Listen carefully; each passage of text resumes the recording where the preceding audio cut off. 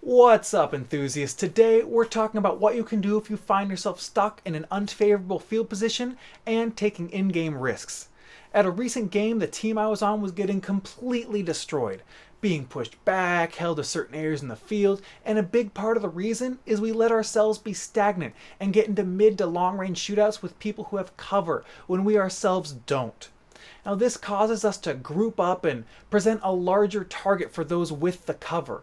And when this happens, it generally results in the team that's exposed getting out-tagged and suppressed, so they can't accomplish anything of value. So what I would suggest, instead of just hanging back and hoping to hit a string of lucky shots to create an opening, is to organize a rush. Now you might not completely break through with that rush, but you'll likely get more tags than you would otherwise.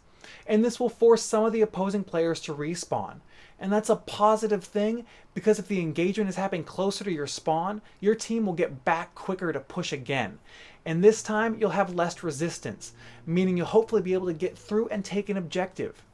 Now the games I play in mostly have infinite respawns, and I think it's possible that players assume that getting tagged out is always a bad thing, when in reality it can be totally fine if you accomplish something from the play that got you tagged. The mentality that getting tagged is always bad no matter what will prevent you from taking the risks necessary to get someone out of cover or contest an objective at times. Now, I'm not saying take every risk you can, because respawn timers are a thing to always consider. But if something isn't working for your team, or you see an opportunity for something that could benefit your team, think about the downsides first. Things like, how impactful would it be for your team if you were tagged right now? Are you supposed to be guarding objective? Or covering someone's flank? If not, you might want to take that chance, because it might end up being successful, or at the very least, force the opposing team to adapt and adjust, possibly opening something up somewhere else in the field for your team. Be that catalyst. Also, don't be afraid to take a step back and look at the situation your team is in, and speak up if you see something that might help. Because even if it gets rejected, it still gets your team thinking, and it might give someone else an idea that can turn things around for your team.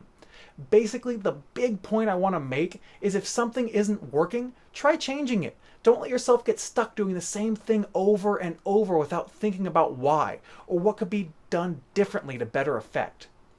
Well, that's going to do it for this video. Thanks for listening to my thoughts on this topic. They are, of course, just my personal thoughts. I love to see all of your thoughts and have all of you weigh in on this as well.